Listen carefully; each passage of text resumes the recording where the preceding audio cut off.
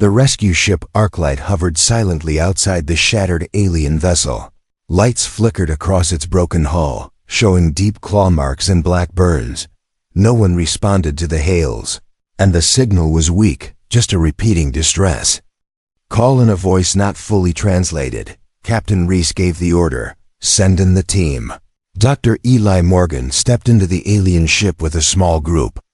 The air was cold, filled with a faint humming noise, like the ship was breathing. The corridors were dark and bent out of shape. Walls melted in places like something had passed through them with fire. There were no bodies, but signs of panic, scratches, broken panels, overturned furniture. Something terrible had happened here. Eli's scanner beeped, picking up weak life signs deep inside. He followed the signal with his heart beating fast. Unsure what they would find, the team moved slowly, weapons ready, eyes watching every shadow. Then they reached a sealed chamber, its door partially crushed. It took them 5 minutes to force it open. Inside was a small room, glowing with soft blue light, and in the corner, huddled next to a motionless figure, was a child. His skin was pale silver, his eyes large and glowing faintly with green. His body shook, but he looked up when the humans entered. He wasn't afraid, he was crying, "Please fix my mom." The child said in broken English, "She won't stop shaking." Eli rushed forward while the others checked the room for danger. The woman, clearly the boy's mother, was breathing, but her body was trembling uncontrollably. Her limbs twitched like something was crawling under her skin. Her eyes were closed, and her mouth moved as if whispering in sleep. Eli scanned her, and the results confused him. Her nervous system was highly active, firing signals without control. He had never seen anything like it. "What's your name?" Eli asked gently, kneeling by the child. The boy wiped his eyes and whispered, "June." He looked no older than 7 in human years, but his eyes were old, full of pain. He clung to his mother's hand, but slowly reached out to grab Eli's. "Coat, you're human," he said softly. "You can help." Before Eli could answer, the ship's I sent a message to his comm. "Warning, unidentified biologicals detected in your area." The team froze, listening. But all they heard was the quiet hum of the ship, and June's soft sobs. Eli kept calm and placed a small stabilizer on the woman's neck, hoping to ease her shaking. He looked at his captain. "We need to bring them back now." "No," June said quickly, eyes wide with fear. "They will find us if we move." "Who?" Eli asked, but the boy only shook his head, too scared to speak. He looked at the walls like he expected them to open up and swallow them. "There are shadows here," he whispered. "They whisper when it's dark." The room suddenly felt colder. Eli signaled for a medical drone to assist and kept June close. "I'll protect you," he said, unsure if he could keep that promise. But the boy nodded, trusting him anyway. One of the team members, Rami, was searching the console in the corner. "I found logs," he said. The ship's AI was turned off manually. Just before the attack, Eli frowned. So someone inside wanted this ship helpless. But why? Someone else asked. June spoke again. "My mother said someone hid among us." He looked at them seriously. "She said one of the grown-ups let the dark things in." The team exchanged glances. This was more than a rescue mission now. They were standing in the middle of a mystery, and maybe a trap. June winced as his mother spasmed again. Her body glowed faintly now, like something inside her was activating. Eli quickly adjusted the stabilizer, trying to calm her system. He had no medicine for this, not yet, but he had time, and time meant hope. "We'll save her," he said to June. "I promise." June leaned against him, tired and scared, but comforted. The boy, from a different world, had found his lifeline in a human stranger, and in the quiet hum of the broken ship, something else was watching. Waiting. June didn't sleep that night. He sat beside his mother's still form, watching every flicker of her glowing skin. Eli stayed awake too, sitting across from him, checking data logs, running scans, and trying to find a pattern. But the more he searched, the stranger things became. Nothing made sense.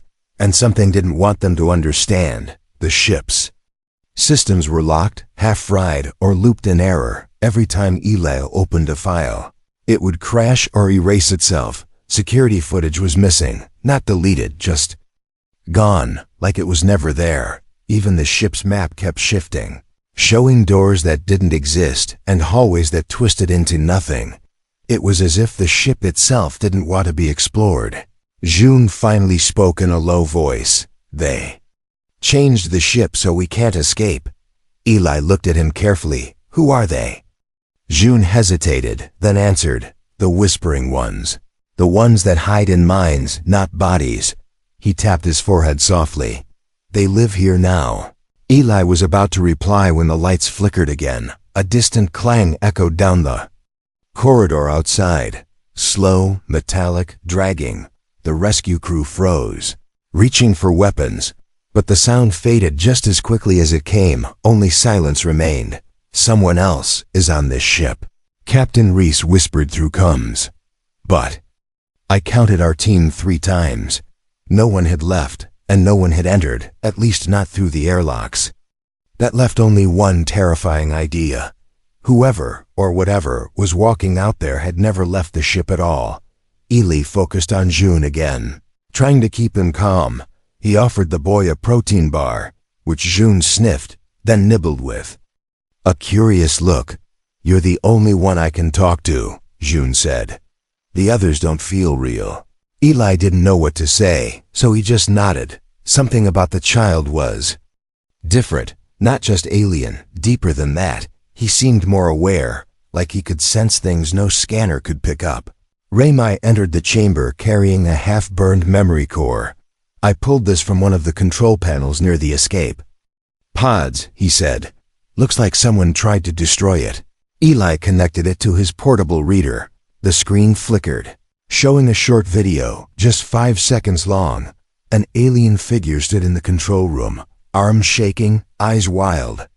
Then behind him, the wall opened like liquid, and a black shape slipped out silently.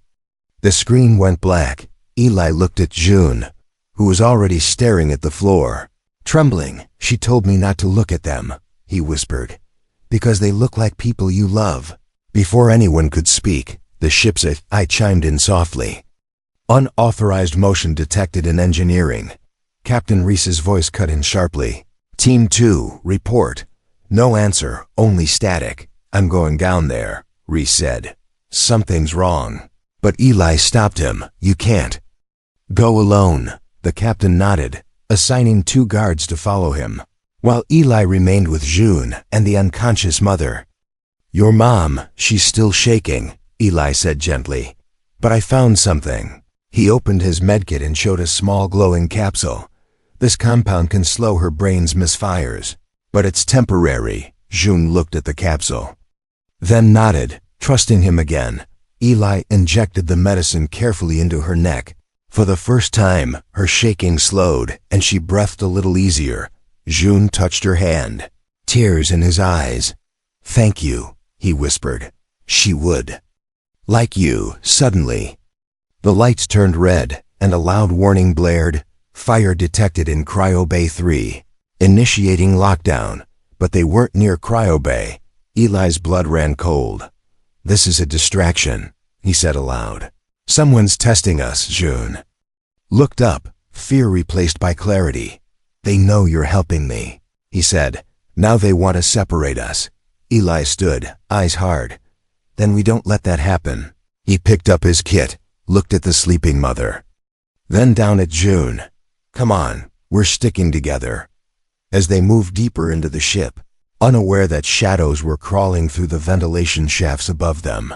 One thing was now clear. This was no accident. Someone had sabotaged this ship from the inside, and whatever they were protecting was still watching. June woke with a scream. His small body jerked upright, eyes glowing bright green in the dark room.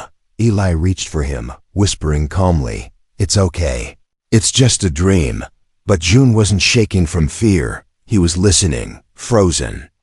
Still, the whispers are back, he said quietly. They're inside the walls again. The lights flickered as if responding. Somewhere above them, a vent groaned open. Followed by a soft scraping sound, Eli rose, scanning the room. But the device gave off nothing. No life forms, no heat, no energy spikes. Just like before, they were being watched, but not by anything that wanted to be seen. The engineering team had gone silent hours ago. Captain Reese had ordered all groups to fall back to the main deck, but one by one, their signals dropped. Now it was only Eli, June, and the unconscious alien mother left in the upper medical chamber. Alone, I saw them again in my dream, June said, curling up near his mother. But they weren't shadows this time. Eli crouched beside him. What were they? June's voice dropped to a whisper. They were wearing your face.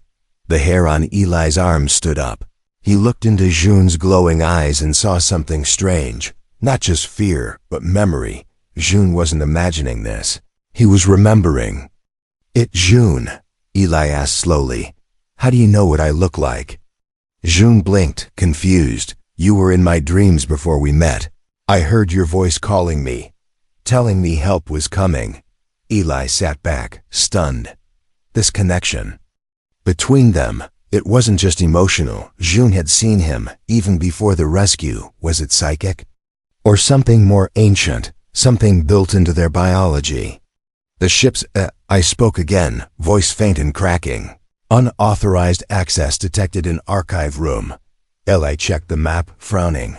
The archive room is 3 decks below. It's supposed to be sealed. June stood suddenly, looking more alert than before. That's where they keep the voices, he said. My mother tried to destroy them. Eli narrowed his eyes. Voices? June nodded. Recordings of what came before. What they did to the first ship, without waiting. June started moving, bare feet padding softly across the metal floor. Eli grabbed his gear and followed, keeping his flashlight steady. They moved through quiet hallways, past open doors and cracked screens. The deeper they went, the more twisted the ship became, like something had grown inside it and reshaped it from within. When they reached the archive room, the door was still sealed, but the panel was pulsing softly. June placed his hand on it, and the door hissed open like it recognized him. Inside, the room was filled with floating data orbs, each one spinning slowly in the air. They glowed dim blue, and each one whispered softly, not in any language Eli knew, but in tones that made his spine go cold. They store memories like seeds, June said. But not just pictures or sound. They store feelings. One orb drifted toward Eli. He tried to avoid it, but it hovered close to his forehead.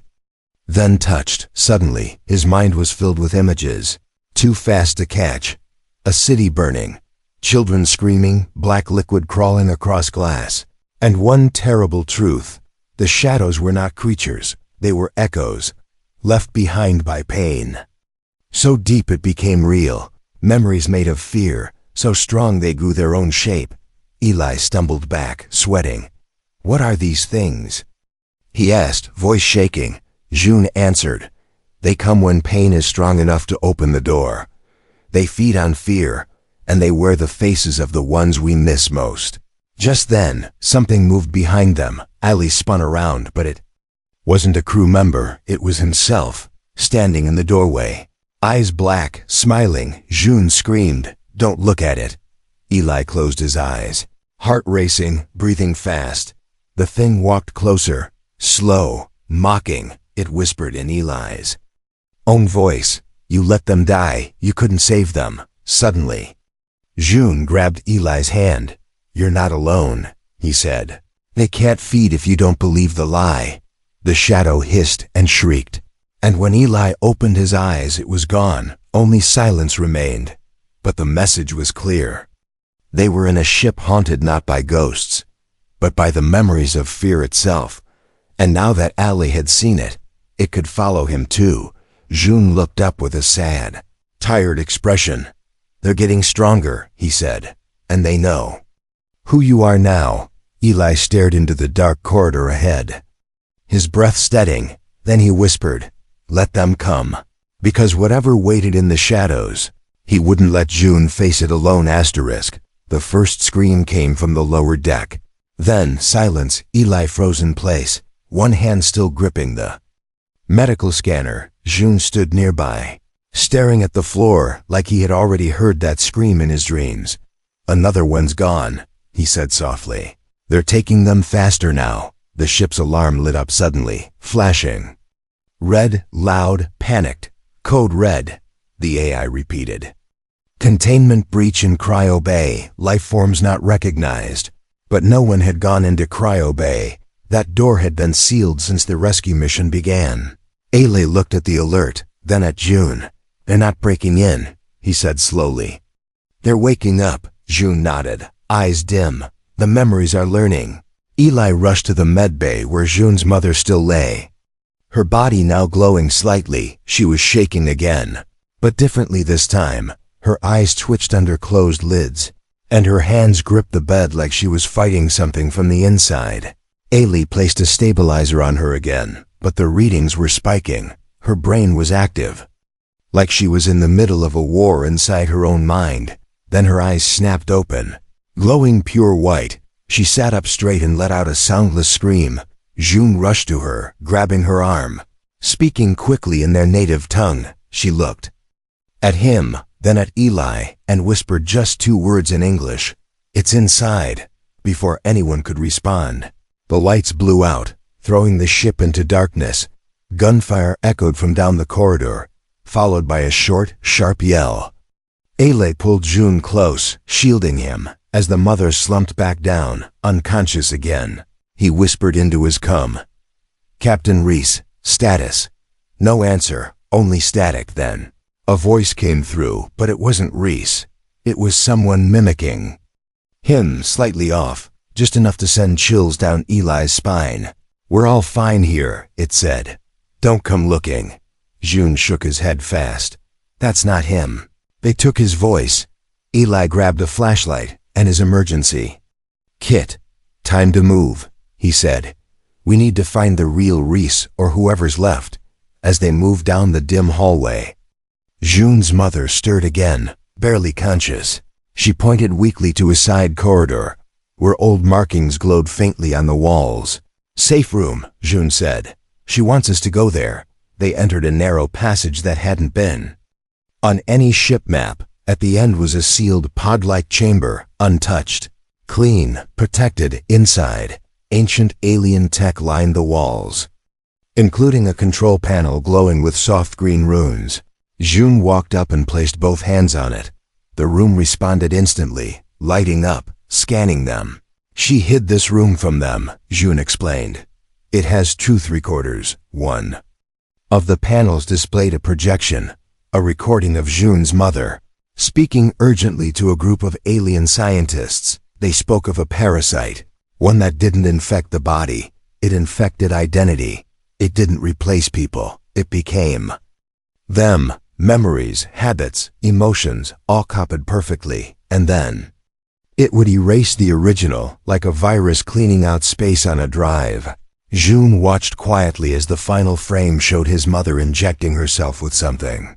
She tried to lock them inside her, he said, so they couldn't reach me. Before Eli could respond, a loud bang echoed through the corridor outside, followed by footsteps, slow, steady, wrong. Eli turned off the projector and raised his scanner. Someone was approaching. The door opened, and a figure stepped in. It was Reese. But his eyes were too still, his expression too perfect. He smiled at June like he knew him, like he'd always known him. I heard you needed help, he said calmly. Eli stepped in front of June. Reese, when did you last check in? Reese blinked once, then answered. 5 minutes ago, June whispered. He's lying. Eli asked another question, fast, sharp. What's your daughter's name? Reese smiled. Emma. But Eli knew the real Reese had no children. He raised his weapon, but Reese didn't flinch. Instead, he tilted his head and said, so predictable, humans. Then his face began to shift, not melt, but flicker. Like a broken hologram, his skin flickered between Reese's face and something darker. Something that had no features at all, just a black, pulsing shape. June screamed, his hands glowing, and the safe room reacted, a sudden burst of light. Pushed the creature back, forcing it out the door with a high-pitched screech.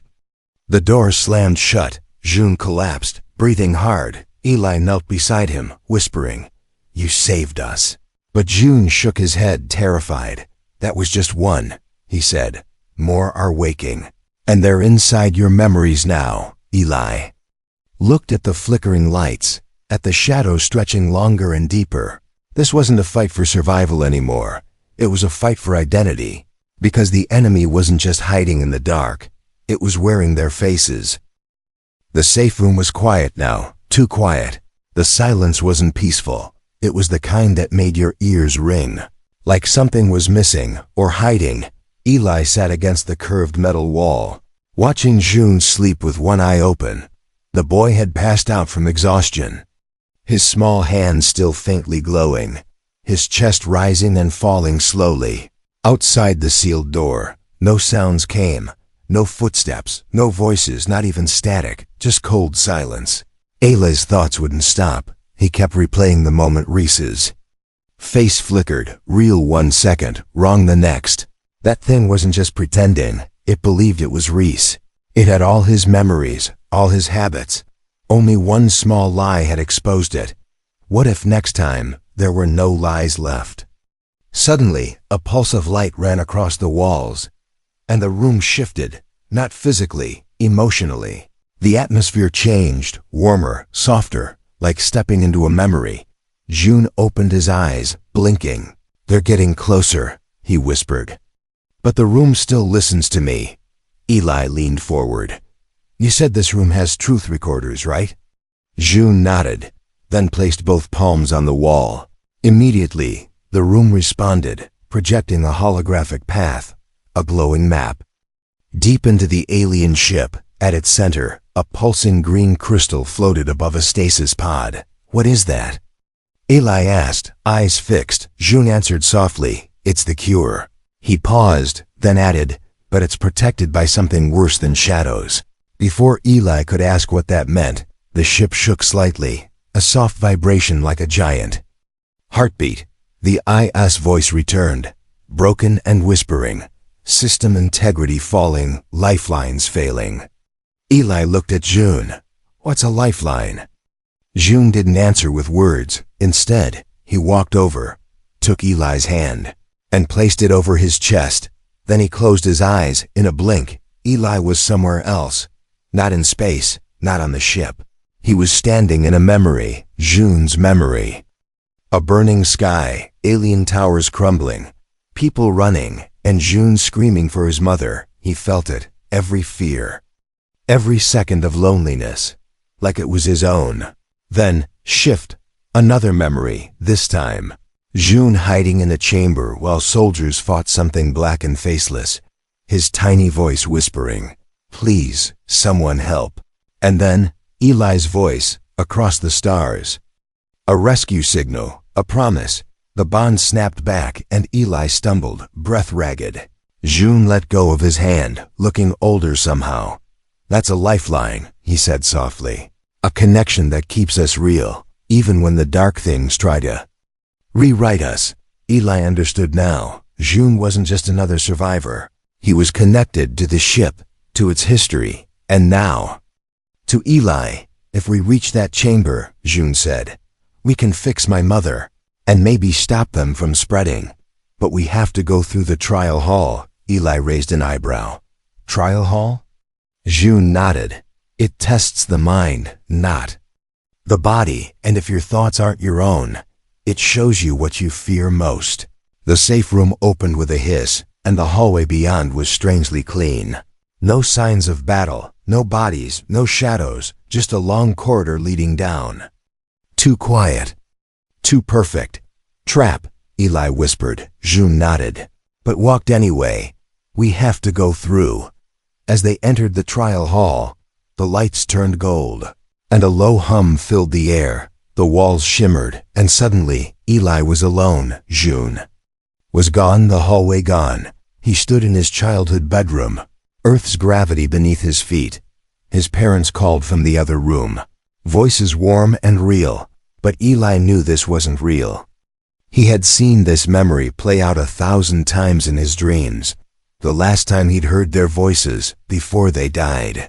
A shadow crept across the floor, taking their shape. "Stay," it whispered. "Forget the boy. Forget the pain." Eli gritted his teeth, eyes burning. He reached into his memory, into the lifeline June had shown him, and he remembered. The fear, the cry, the hand grabbing his coat. "Please fix my mom." The vision cracked like glass, and Eli burst. Through it, landing hard on the floor of the real hall, June stood at the end, waiting, smiling faintly. "You passed," he said. "Not everyone does." Eli helped him up and looked ahead. The map showed the cure was only one level below, but now the ship's core systems were failing, and the parasite's influence was spreading. They had one chance to reach it, one chance to save June's mother, and maybe the entire crew, and only one lifeline left. Asterisk, it began with a whisper, not from the walls or the ship's speakers, but from inside Eli's head, a voice that sounded like his own, telling him to stop, to rest, to give up. Eli froze mid-step, gripping the wall of the corridor. June looked back, concerned. "They're trying to find your cracks," he said. "Don't listen." But it was already inside. A memory Eli hadn't thought about in years. His first mission, his first failure. A child he couldn't save. A face staring at him from behind fire. The ship flickered again, systems groaning, metal trembling under unseen pressure. The parasite was growing stronger, feeding on every emotional echo left behind, and now it had Eli's scent. Not his body, his mind. They reached the final door, the chamber that held the stasis cure. But it wouldn't open. Instead, the hallway behind them sealed shut, and the lights went black, then footsteps, heavy, slow, confident. A figure stepped into view. Commander Rami, one of the original crew. But something in his posture was wrong, too calm, too smooth. His face smiled before his eyes did, and when he spoke, his voice echoed twice. "We've been watching you, Eli," it said. "You hold on to pain like a badge." June stepped in front of Eli, glowing with quiet defiance. "You won't take him," the boy said. The parasite laughed, Rami's voice layered with 1,000 others. "We don't want him," it replied. "We want what he believes." Before Eli could react, the corridor melted away, not physically, mentally. They were no longer standing on metal floors, but in a memory-warped battlefield. Flashes of Earth, flashes of alien skies, flickering between past and future. The parasite had pulled them into a shared mind space, a place where memory had shape and pain had weight.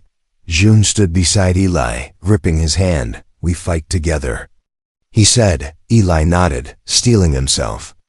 "If they're inside our minds," he whispered, "then let's show them what we are." The parasite attacked, not with claws, but with doubt. It showed Eli images of everyone he'd failed, every broken promise, every soul he couldn't save, faces screaming, hands reaching, his own voice whispering, "You're not enough." Eli staggered, but June held firm. Then June pushed back. He shared his memories, not of fear, but of hope. The moment Eli held his hand, the moment he promised to help. The first time June laughed after the silence, the battlefield shifted, and the parasite hissed. It flickered, losing shape, its edges blurring. "You don't understand," it growled. "Fear is truth." "No," Eli said firmly. "Fear is a shadow. Truth is what we choose to stand for." He stepped forward, heart pounding. He reached into his mind, to the lifeline that connected him to June, raw, human, real, and from that lifeline, he projected everything the parasite couldn't understand. Kindness, sacrifice, laughter in darkness, memories of holding a hand and not letting go. The parasite shrieked, its form unraveling. It tried to show Eli more lies, a future where June died, where the crew blamed him, where Earth fell. But Eli believed in the boy at his side more than the voice in his head. And belief was a weapon. With one last step, Eli shouted, "You don't belong here." The world cracked. Light exploded from Jun's hands, and the parasite was cast out. Reime's body dropped to the floor. Unconscious but breathing, the corridor returned to reality. And the chamber door slid open. Inside, the stasis cure glowed, a floating crystal. Pulsing slowly, waiting, Jun stepped forward, reaching out. His mother's voice echoed faintly in the room. "A memory left behind. You were made for more." Then fear. Eli watched as Jun lifted the crystal, and it pulsed with recognition. His DNA unlocked the system, and healing gas filled a new pod. They placed the mother inside. And the chamber sealed her in stasis, beginning the cure process. She would live. Jun turned to Eli, tired but smiling. "You did it," he said. Eli shook his head gently. "We did it." But outside the chamber, the ship trembled again. The battle was won. But the war wasn't over. Because while one parasite was purged, the others had learned how to mimic belief, and they were still listening. The stasis pod glowed like a star in the dark heart of the ship. Inside it, Jun's mother floated peacefully. Her tremors gone, her breathing calm. The cure worked, slowly but surely, knitting her broken mind back together. But time was running out for everything else. The Arclight's reactor groaned, its systems failing. The parasite's roots, born from memory and pain, had spread through every wire. Even though the main host was destroyed, fragments still lived in the ship's code. Pieces of pain, hiding, watching, waiting. Captain Reese was gone, the real one. His body was found deep in the cryo bay, curled up beside a shattered message capsule. He'd tried to warn them. He died trying to stop the parasite from using his face. Jun stood at the window of the escape pod, watching the stars. His face looked older somehow, as if the ship had aged him from the inside. Eli stood beside him, silent. No words felt right. They had won, but lost so much. "The ship won't hold much longer," Eli said, his voice low. Jun nodded. "Then we leave." But his eyes didn't move from the stars. The escape pod could only hold 3. One space for Eli, one for Jun, and one for the mother in stasis. The rest of the ship's surviving crew had already left in earlier waves. Eli and Jun had stayed behind to make sure the cure worked. Now their time was up. As they loaded the stasis pod into the shuttle, Eli turned to Jun. "You're going home," he said. "You'll be safe now." Jun didn't answer. Instead, he placed his hand over Eli's heart, just like he had in the safe room. A soft green light passed between them, a final connection. "I don't want to go where they'll hide me," he said. "I want to learn more about the kind of person who stayed." Eli hesitated. "You're just a child." Jun smiled faintly. "So are stars when they begin." The ship shuddered hard.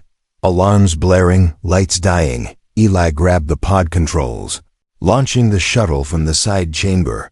It shot out into space, carrying Jun's mother to safety. But when he turned, Jun hadn't moved. He was still on the ship. "I stayed behind once," he said. "Now it's your turn to live." Eli stepped forward, eyes wide. "Jun, no." But Jun only smiled, peaceful. "I'm not afraid anymore," he whispered. "I finally know who I The chamber behind him opened, not into fire, not into darkness, but into memory. All the lives the parasite tried to erase, restored. Waiting, he turned to Eli one last time. "Sometimes the lifeline isn't the one who pulls you out," he said. "It's the one who reminds you how to breathe." Then the doors closed. And he was gone. Eli screamed, pounding on the hatch. But it was already sealed. The ship, now unstable, began to fold in on itself, light swallowing metal, metal swallowing silence. The escape pod launched just in time. And in the black sea of stars, Eli watched the alien ship collapse into itself, disappearing in a silent ripple of blue. No explosion, no debris, just an echo fading. Weeks later, back on Earth, Eli stood before a galactic council, trying to explain what had happened. They asked for data, for names, for confirmed threats. But all Eli gave them was a memory of a shaking boy who never stopped believing in someone he hadn't even met yet. The mother, fully healed, now lived quietly on a neutral world. She rarely spoke, but when she did, she only said one thing about her son: he believed in the best of you. Eli never took another mission, but sometimes he would stare at the stars and feel a warm pressure on his chest, like a hand still resting there, a reminder that somewhere in a place beyond memory and pain, hope still breathed, and his lifeline was still out there.